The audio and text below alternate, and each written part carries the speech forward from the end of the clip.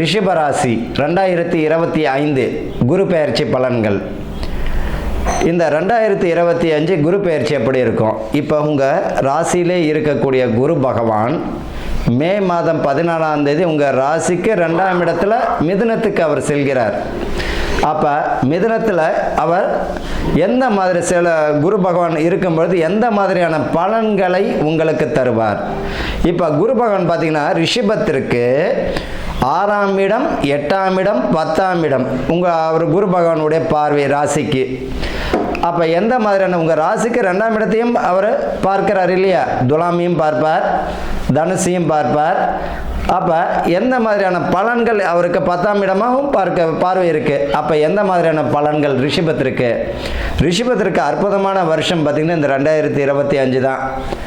குடும்பத்தில் பார்த்திங்கன்னா பிரிவினைகள் ஏற்கனவே இருந்த பிரிவினைகள் விலகக்கூடியது. குடும்பத்தில் ஒற்றுமை அற்புதமாக தரும். ஐயா பேசாமல் இருக்கோம், எங்கள் பங்காளியோட அண்ணன் தம்பிங்கள்ட்ட பேச்சுவார்த்தையே இல்லை, எங்கள் அக்கா தங்கச்சிங்கள்ட்ட பேச்சுவார்த்தையே இல்லை, சகோதர ஒற்றுமை இல்லாமல் இருக்குது.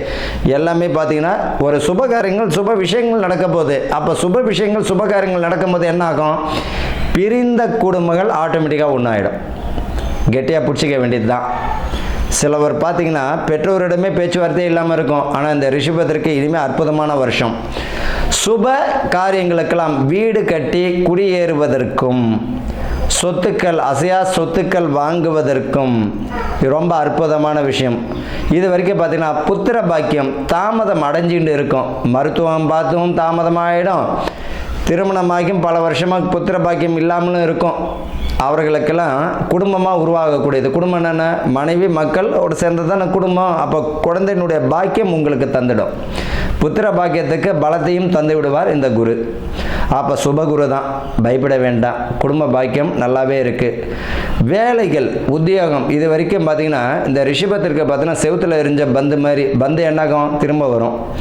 அப்போ செவுத்தில் எரிஞ்ச போவார், ஒரு வேலைக்கு போவார், திரும்ப வருவார், போவார், வருவார், போவார். இதே தொடர்கதையாகவே தான் இருந்துகிட்டு இருக்கும்.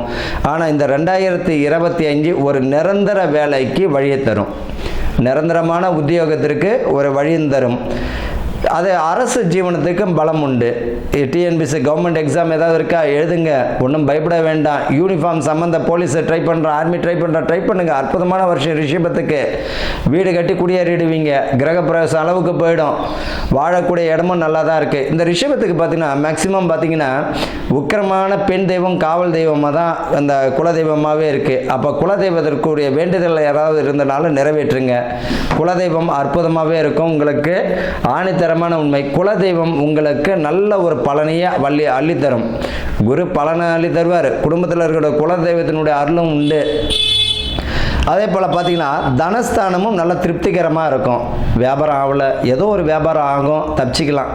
தனஸ்தானமும் திருப்திகரமாக இருக்கும். இப்போ இந்த 2025 வரக்கூடிய வருமானத்தை சேர்த்து வைக்கணும். இல்லைன்னா கடன் இருந்தால் கடனை பைசல் பண்ணணும். வச்சுக்கிட்டு நான் இப்போ அடுத்த தொழிலை ஆரம்பிக்கலான்றதை விட இருக்கக்கூடிய பிரச்சனையை முடியுங்க. ஒரு பழமொழி இருக்குது, வச்சு அழுவதோட வித்து அழு. ஏதாவது கடன் இருக்கா பைசல் பண்ணிவிட்டு கஞ்ச கூட நிம்மதியாக குடிக்கக்கூடிய காலம் இப்போது உங்களுக்கு வந்துடும். ரிஷபத்துக்கு ரொம்ப அற்புதமாக இருக்கும். வீடு பாக்கியமும் வண்டி, சிலர் வாடகை கார் ஓட்டின்னு இருப்பாங்க, அவங்களுக்கு வாகன யோகத்திற்குரிய பலமும் தந்துடும்.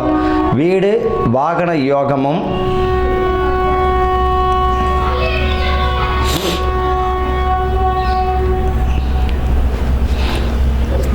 வீடு வாகனத்திற்குரிய யோகமும் வந்துடும். சிலர் பார்த்தீங்கன்னா வாடகை வண்டி ஓட்டின்னு இருப்பாங்க, அவங்களுக்கு வாகன யோகமும் இந்த வருஷம் தந்துடும். கவலைப்பட வேண்டாம்.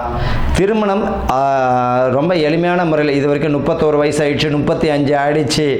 அதே போல் திருமணத்திற்குரிய பாக்கியம் வந்துடும். சிலருக்கு பார்த்தீங்கன்னா விவாகரத்தாக இருக்கும், மறுமணத்துக்கு ட்ரை பண்ணிட்டு இருப்பாங்க, அவங்களுக்கு ரொம்ப அற்புதமான வருஷம். திருமணத்திற்குரிய பாக்கியம் கை கொடுக்கும். புத்திர பாக்கியம் உண்டு. அதே போல் மருத்துவம், நான் ட்ரீட்மெண்ட்டுக்கு போகலான்னு நினைக்கிறவங்களாம் இந்த ரிஷபம் தாராளமாக ட்ரீட்மெண்ட் பார்க்கலாம். புத்திர பாக்கியத்துக்காக அதுவும் பலத்தை தரும். வீடு பாக்கியம் தரும். அதே போல் வெற்றி மேலே வெற்றி தரக்கூடிய வருஷம். ஆனால் ஒரு விஷயத்தை புரிஞ்சுக்கணும். ஒரு விஷயத்தை செய்கிறோம் அப்படின்னம்னா அந்த பாக்கியம் நம்மளுக்கு வீடு கட்டக்கூடிய பாக்கியம் சொல்லிட்டாரு. பணம் இருந்தால் தானே வீடு கட்டுவேன். அப்போ அந்த வீடு சிலர் பார்த்திங்கன்னா முக்கால்வாசி கட்டிட்டு லிண்டர் வரைக்கும் கட்டிட்டு மேலே முடிக்காமல் இருப்பாங்க. ஜோசியர் சொல்லிட்டாரு வீடு கட்டக்கூடியது. நான் 2025 முடிஞ்சு 2026 லிண்டர் வரைக்கும் தான் தான் நிற்கிது. ஒரு விஷயம், எந்த ஒரு விஷயமா இருந்தாலும் சரி, இதுக்கு ஜோதிடங்கள் தேவையில்லை. சாதாரணமாகவே என்ன செய்யணும், பணத்தையும் கையில் வச்சுக்கணும், லோன் அப்ளை பண்ணால் அதையும் வச்சுக்கணும். முழுமையான ஒரு வீடு முடிக்கக்கூடிய அளவிற்கு பணத்தை வந்து தயார் பண்ணி அதுக்கப்புறம் இறங்கும்போது ஆட்டோமேட்டிக்காக சில தடைகள் இருந்தாலும் முடிச்சு கொடுப்பார். நான் வந்து 1000 ரூபாய் வச்சுன்னு வீடு ஆசைப்படுறதுல எந்த விதத்தில் நியாயம்? அப்போ இதை வந்து ஜோதிடம் என்பது நம்பிக்கையாக எடுத்துக்கணுமே தவிர மூட நம்பிக்கையாக போகக்கூடாது. அப்போ இந்த டைமில் என்ன செய்யும், குரு பாக்கியம் என்னது, 2ஆம் இடத்துல வரும்போது சுப குருவாக இருப்பார், நல்ல விஷயங்களை கற்றுக் கொடுப்பார். அதே போல் பார்த்திங்கன்னா சிலருக்கு மரண பயம் அதிகமாக இருக்கும் இந்த காலகட்டத்தில். இந்த 60 வயசு தாண்டினவங்களுக்கெல்லாம் பார்த்திங்கன்னா மரண பயம், சம்பந்தம் இல்லாத ஒரு பயம், அதாயிடுமோ இதாயிடுமோ, இது நடக்குமோ அது நடக்குமோ, அந்த மரண பயத்தை விளக்கக்கூடிய வருஷம் ரிஷபராசி இருக்குது. சிலர் பார்த்தீங்கன்னா செய்வினை பாதிப்பு இருக்கு. செய்வினைனா நம்ம செஞ்ச வினை தான் செய்வினை, மற்றவங்களாம் செய்ய தேவையில்ல. நம்ம என்ன வினையை செய்கிறோமோ, ரோட்டில் போகிற ஒரு நாயை கல் எடுத்து அடிச்சுன்னா மறுநாள் தெரு வழியாக போகும்போது அது கொலைக்க தான் செய்யும். அதுதான் வினையை தவிர செய்வினை ஒருத்தவங்க செஞ்சுட்டாங்க, அவங்க செஞ்சுட்டாங்க, இவங்க செய்வினைன்னு ஒன்று இருக்குது அப்படின்னம்னா என்னென்னமோ நடந்திருக்கும் நாட்டில். அதனால் மூட நம்பிக்கையெல்லாம் இந்த ரிஷபராசிக்காரர்கள் தேவையில்லாத விஷயத்தில் கையில் எடுத்துக்க வேண்டாம், இருக்கிற வேலையை பாருங்கள்.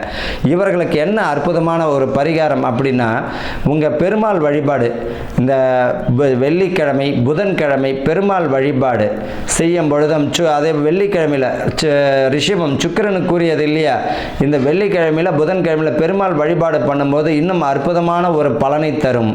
பயப்பட வேண்டிய அவசியம் இல்லை. ஆக மொத்தத்தில் ரிஷப ராசிக்காரர்களுக்கு பார்த்தீங்கன்னா 90% அற்புதமான வருஷமாக தான் இந்த 2025 இருக்குது. வாழ்க வளமுடன்.